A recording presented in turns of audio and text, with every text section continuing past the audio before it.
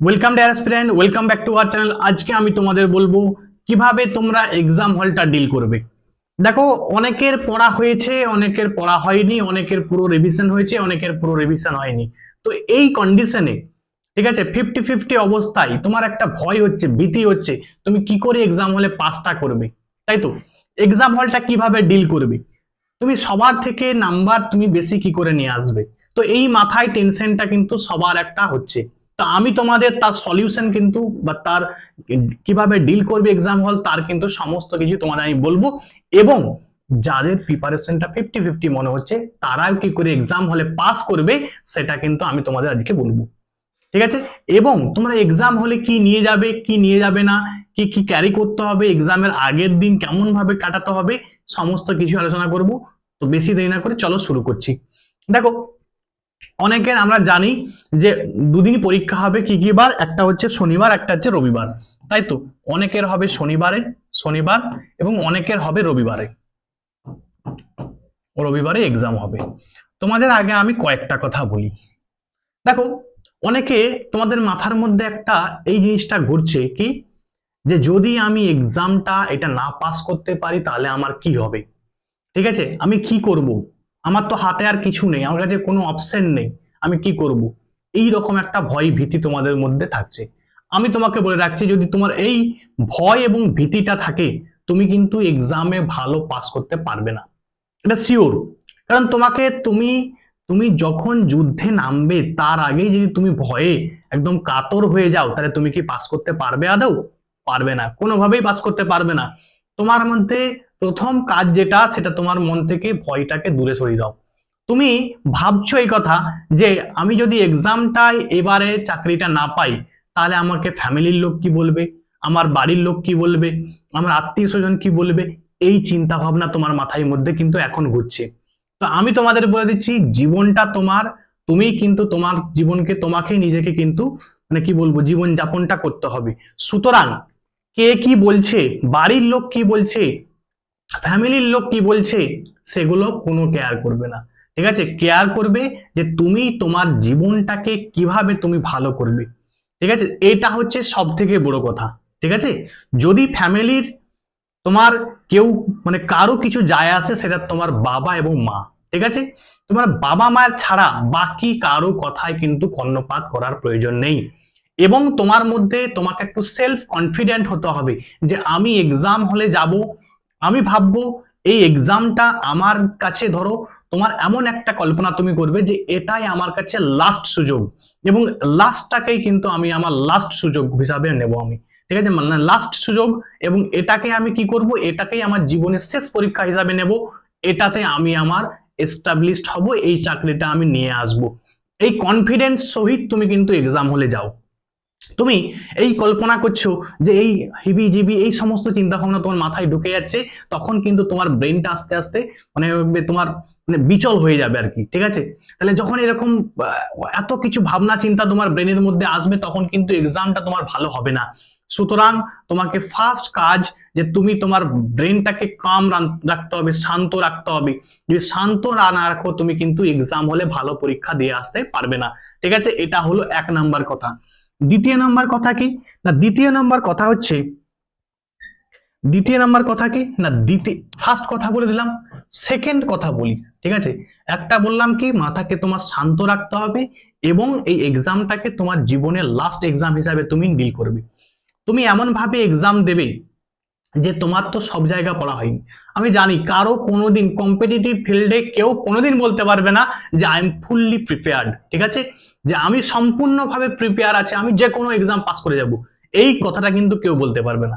কিন্তু তুমি একটা কথা বলো তো, তোমাদের মাথার মধ্যে যদি এইরকম জিনিস ঘটতে থাকে, ঠিক আছে, যে ওরা আমার থেকে বেশি নাম্বার পাচ্ছে, ওরা মক টেস্টে 90 পেয়েছে, কেউ 95 পেয়েছে, কেউ 98 পেয়েছে, আর আমি তো এদিকে 75 পাচ্ছি, 80 পাচ্ছি, তাহলে কি আমার চাকরি হবে? হ্যাঁ, তোমারই হবে।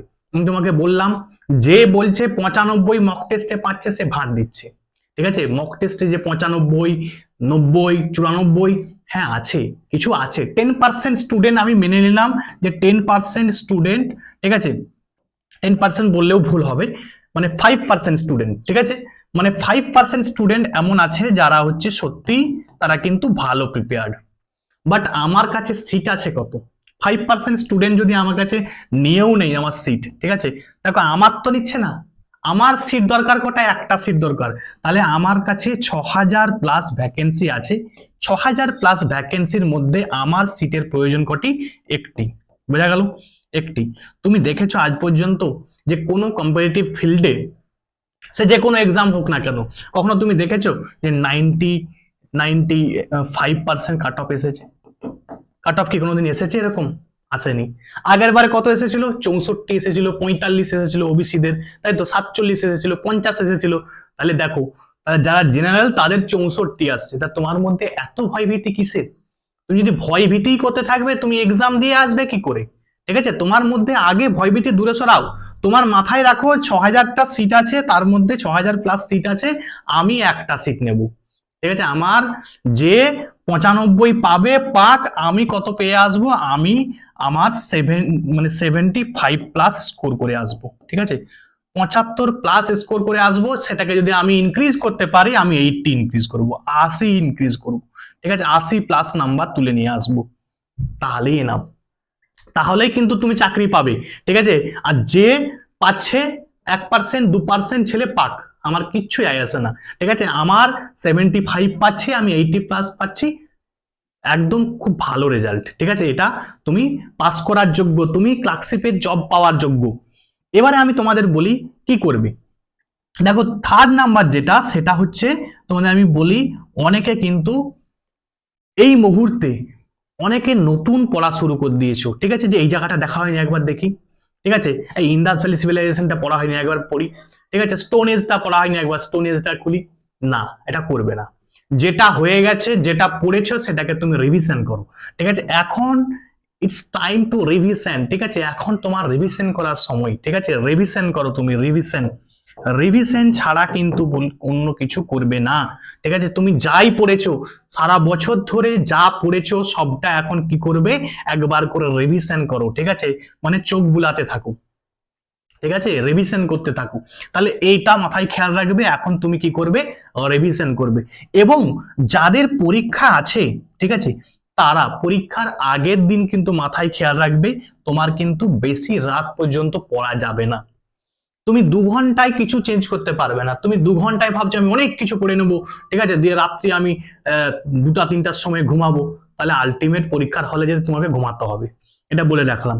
তাহলে তোমাকে কিন্তু চেষ্টা করবে ওই দিনটা হালকা কোনো খাবার খাবে। ঠিক আছে, হালকা ফুড, লাইট ফুড খাবে একদম। ঠিক আছে, হালকা খাবার খাবে, এবং চেষ্টা করবে তাড়াতাড়ি, ঠিক আছে, ঘুমিয়ে পড়বে। ঠিক আছে, মানে তোমাকে যেন গুড স্লিপটা হয়, ঘুমটা যেন খুব একদম হেলদি বা গুড বলতে পারো তুমি। হ্যাঁ, তোমাকে ঘুমটা কিন্তু একদম ভালোভাবে দিতে হবে, যেন তুমি এক্সাম হলে না ঘুমাতে থাকো। বোঝা গেল? এইগুলো কিন্তু তোমাকে ফলো করতে হবে। এবারে তোমার আমি এসে যাই এক্সাম হলে তুমি কি করবে। এক্সাম হলটা কি করে ডিল করবে? স্যার এইটা তো আমার মানে কি বলবো, আনুষঙ্গিক একটা ব্যাপার, কিন্তু মেন আমার যেটা, সেটা হচ্ছে আমাকে এক্সাম হলে কিভাবে ডিল করতে হবে। তো এক্সাম হলটা ডিল করার জন্য আমি কয়েকটা কথা তোমাকে আমি বলি। 1 নাম্বারটা কি, ফার্স্ট যেটা করতে হবে, তুমি কোশ্চেন পাবে। কোশ্চেন পাওয়ার সঙ্গে সঙ্গে তোমার চেষ্টা করবে, জিকে তে কত নাম্বার থাকে, জিকে তা 40টা থাকে। ঠিক আছে, দেখো অনেকে অনেক ট্রিক্স বলবে, আমি মনে করি তুমি যে প্রথমেই আগে 40টা করে নাও, 40টা জিকে পর পর করে দাগ দিতে থাকো, চেষ্টা করবে 10 থেকে 15 মিনিটে কমপ্লিট করা, এনাফ। 15 মিনিটটা কিন্তু এনাফ টাইম এই 40টা কোশ্চেন করার জন্য। ঠিক আছে, তাহলে 15 মিনিটে আমি কি কমপ্লিট করে দিলাম, আমার 40টা কোশ্চেন আমি জিকে করে দিলাম, দিয়ে আমি সঙ্গে সঙ্গে কি করব, জিকে গুলো গোল করে দেবো। বোঝা গেল? যে গোলগুলো হবে, সেগুলো কিন্তু গোলটা একটু সাবধানে করবে। কেমন সাবধানতা অবলম্বন করবে? অনেকে কি ভুল করে, ঠিক আছে, আমি ভুলটাও বলে দিচ্ছি। ধরো এখানে 1-এ আছে, এটা 2-এ আছে, 3-এ আছে। ঠিক আছে, মানে যেটা হয় এক্সাম হলে, আমি দেখেছি আর কি। হ্যাঁ, মানে আমার যেটা মনে হয়েছে যে এটা হয় এক্সাম হলে, এবং আমি নিজেও কিন্তু ফেস করেছি। কেমন করেছি? ধরো 1-এর আমি উত্তর করেছি সি এরটা, ধরো 1-এর আমি উত্তর করেছি কোনটা, সি, আমি সি গোল করলাম। ধরো 2-এর আমি উত্তর করেছি কত, 2-এর আমি ডি করেছি, কিন্তু আমি দাগ দিচ্ছি এখানে। ঠিক আছে, তাড়াহুড়া তখন তো মাথা ঠিক নেই, তখন দেখবে 2 এর উত্তর ডি চলে গেছে। এবার তুমি কি ডি এ তুমি ধরো করে রেখেছিলে কি বি, ঠিক আছে, মানে 3 এর দাগে তুমি করে রেখেছিলে, মানে ধরো 1 এর দাগের করেছো তুমি সি, ঠিক দাগ দিয়েছো। 2 এর তুমি কি করেছিলে ডি, 3 এর তুমি কি করেছিলে 3 এর করেছিলে বি। এবার তুমি কি করলে 2 এর জায়গায় কোথায় দাগ দিয়ে দিলে, তুমি 3 এ দাগ দিয়ে দিলে, 3 এ একটা ভুল দাগ পড়ে গেল। বোঝা গেল? এইভাবে তুমি এগিয়ে যাচ্ছ।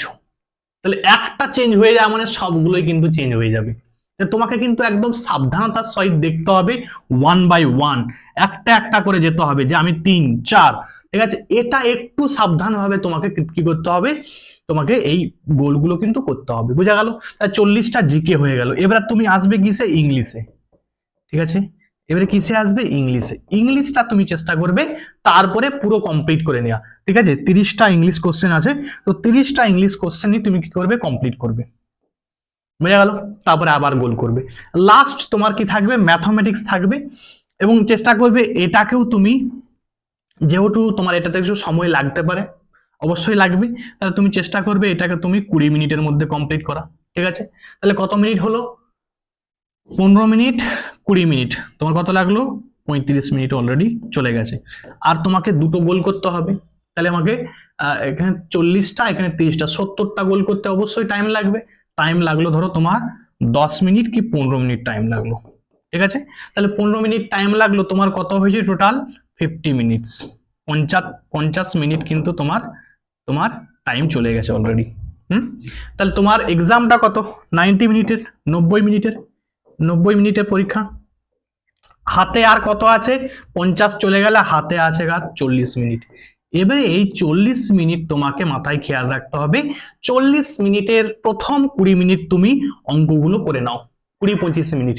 20 মিনিট করার পরে কি 25 মিনিট করার পরে তুমি সঙ্গে সঙ্গে গোল করা শুরু করে দাও, ঠিক আছে, যতগুলাই হচ্ছে, ঠিক আছে। সহজ সহজগুলো আগে, দরকার পড়লে পাতা উল্টে উল্টে আগে সহজগুলো করে নাও, দিয়ে তুমি কি করবে, গোল করে দাও।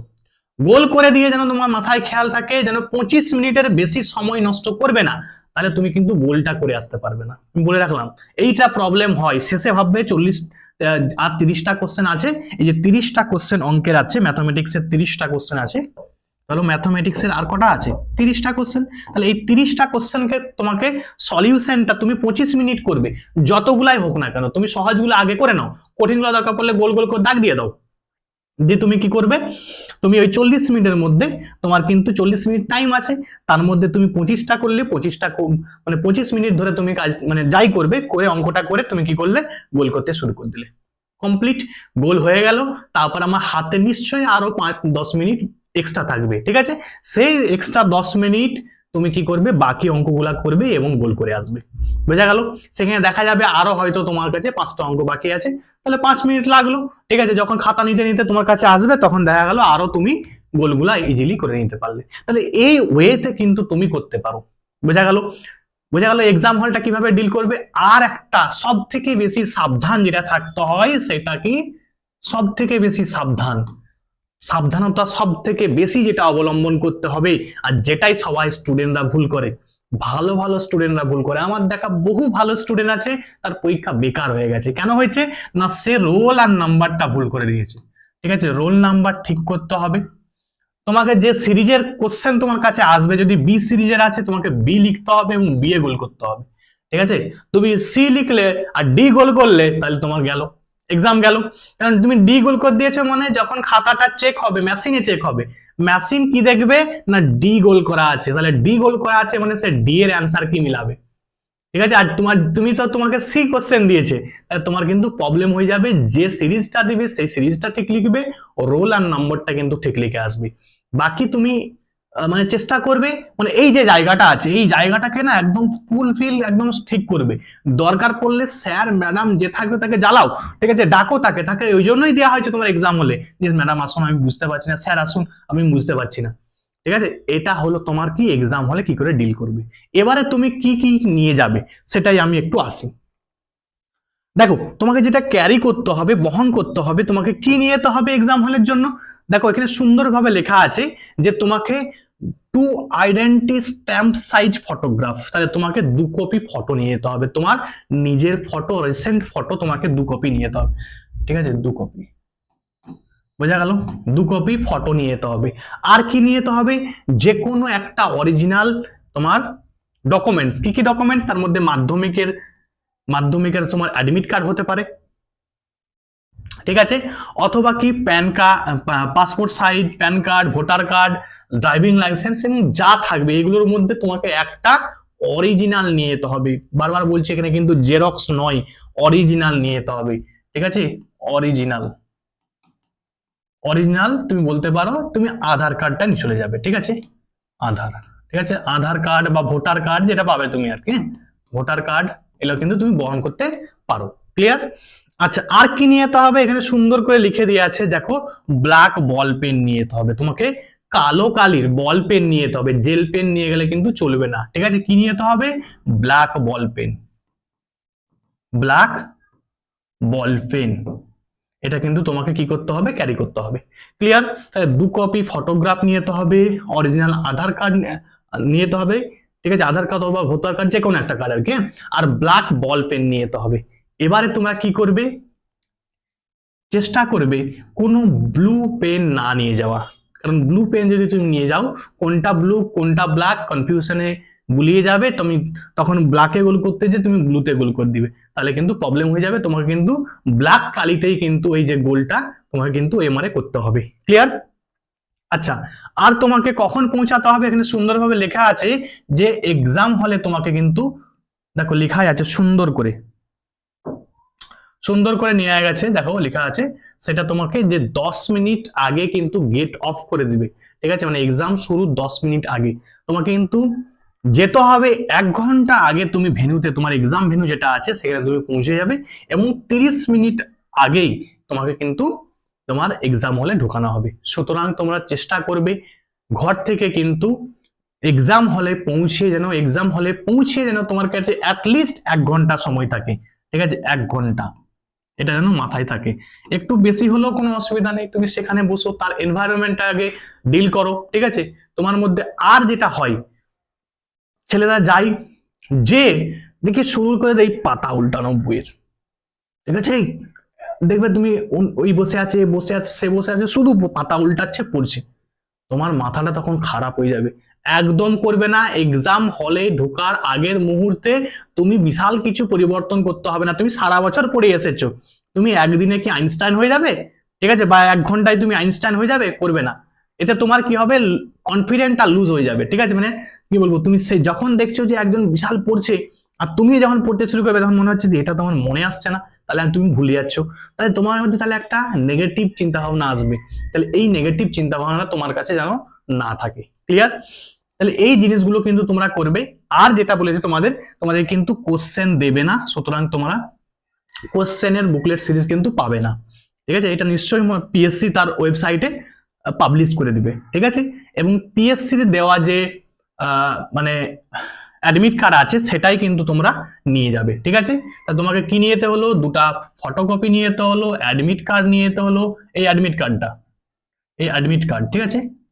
অ্যাডমিট কার্ড, 2 কপি ফটোগ্রাফ, তোমার নিজের ফটো, এবং আধার কার্ড অথবা ভোটার কার্ডের অরিজিনাল নিয়ে যেতে হবে, ব্ল্যাক বল পেন নিয়ে যেতে হবে। এই 4টা জিনিস কিন্তু নিয়ে যেতে পারো, এবং তুমি চাইলে জলের বোতলও কিন্তু ক্যারি করতে পারো, ঠিক আছে? জলের বোতল বা অন্য যা কিছু তোমার যদি ক্যারি করতে ইচ্ছা করে তুমি কিন্তু সেগুলো নিয়ে যেতে পারো। আর কিন্তু পারলে এইরকম তোমরা ডিজিটাল ঘড়ি নিয়ে যাবে না, এইরকম তোমার যেটা হচ্ছে তোমার অ্যানালগ যেটা ঘড়ি বলা হয়, তো এই অ্যানালগ ঘড়ি কিন্তু তোমরা ক্যারি করতে পারো। অনেক সময় কিন্তু অনেক এক্সাম হলে দেখেছি এটাকেও অ্যালাউ করে না, তো এটা কিন্তু অ্যালাউ করা যায়, ঠিক আছে, কারণ এটা ডিজিটাল নয়। বোঝা গেল? এবারে তোমাদের আমি কয়েকটা কথা আর বলে দিই, সেটা অনেকে তোমাদের মধ্যে এখন এই জিনিসটা চলছে, কি চলছে না, স্যার কোশ্চেন শুনছি, কোশ্চেন পাবলিক হয়ে যাবে, আমি এক্সাম দিয়ে আর কি করব, ঠিক আছে? যে দুর্নীতির ব্যাপারটা তোমাদের মাথার মধ্যে এই সময় কিন্তু অনেকের ঘুরছে। তো যাদের ঘুরছে তাদের জন্য আমি একটা সাজেশন, ঠিক আছে, as a sir, as a মানে কি বলবো, দাদা হিসাবে, ভাই হিসাবে, যে যেমন হিসাবে নেবে, আমি তোমাকে একটা কথা বলি, এখন তোমার মেইন ফোকাস কি থাকবে? মেইন ফোকাস থাকবে যে এক্সামটাকে তোমাকে ভালো করে ডিল করা, এটাই হচ্ছে তোমার এখন মেইন ফোকাস। বাকি দুর্নীতি হচ্ছে, চুপচাপ থাকো এখন। ঠিক আছে, এটা হচ্ছে ওটা হচ্ছে, তুমি এখন এখন এই মুহূর্তের জন্য তুমি চুপ থাকো। আমি তোমাকে এটা বলছি না যে তুমি চুপ থাকো মানে তুমি এক্সামের পরবর্তীও চুপ থাকবে বা এক্সাম হওয়ার পরে চুপ থাকবে, সেটা বলছি না। তুমি যতক্ষণ না তুমি এক্সামটা দিয়ে বেরোচ্ছ ততক্ষণ পর্যন্ত তুমি চুপ থাকো। ঠিক আছে, এক্সাম হবে, তুমি বেরোবে, তারপরে তোমার মধ্যে যে বিস্ফোরণ আছে তুমি সেটাকে বিস্ফোরণ মানে তোমার যেটা মানে কি বলবো, যে তোমার যেটা মানে ধরো কোনো দুর্নীতি হচ্ছে তারপরে তুমি তোমার আওয়াজ তুলো। বোঝা গেল? তাহলে এক্সামটা না হওয়া পর্যন্ত কিন্তু তুমি চেষ্টা করবে কুল থাকা, ঠান্ডা থাকার চেষ্টা করবে। এক্সামটা শেষ তখন কিন্তু তুমি যেটা তোমার করা উচিত সেটা তুমি করবে। বোঝা গেল? তাহলে এটা কিন্তু মাথায় খেয়াল রাখবে যে এখন কিন্তু অনেকে ভাবছে যে কোশ্চেন পাবলিশ করে দিয়েছে, এই করে দিয়েছে, সেই করে দিয়েছে, আমি এক্সাম দেবো না স্যার। ঠিক আছে, আমি এক্সাম দেবো না, আমি দিয়ে এক্সাম কি করব, সবাই ওরা চাকরি পেয়ে যাবে, ওরা সব কোশ্চেন পেয়ে গেছে। এই জিনিসটা যদি হয়েও থাকে তো তুমি এখন তুমি কি করতে পারবে বলো? তোমাকে তো এখন এক্সাম ওরা কন্ডাক্ট করে নিবে। ঠিক আছে, তুমি যদি বলো এক্সাম দেবে না, কার ক্ষতি হবে? তোমার ক্ষতি হবে। কারো ক্ষতি হয়ে যাবে, কারো ক্ষতি হবে না। ঠিক আছে, সুতরাং এটা যেন তোমার মাথায় খেয়াল থাকে যে এক্সাম দেওয়ার পরে তুমি যা খুশি করবে, আগে এক্সামটা তুমি ভালো করে ঠান্ডা মাথায় আগে নিজে দাও। বোঝা গেল?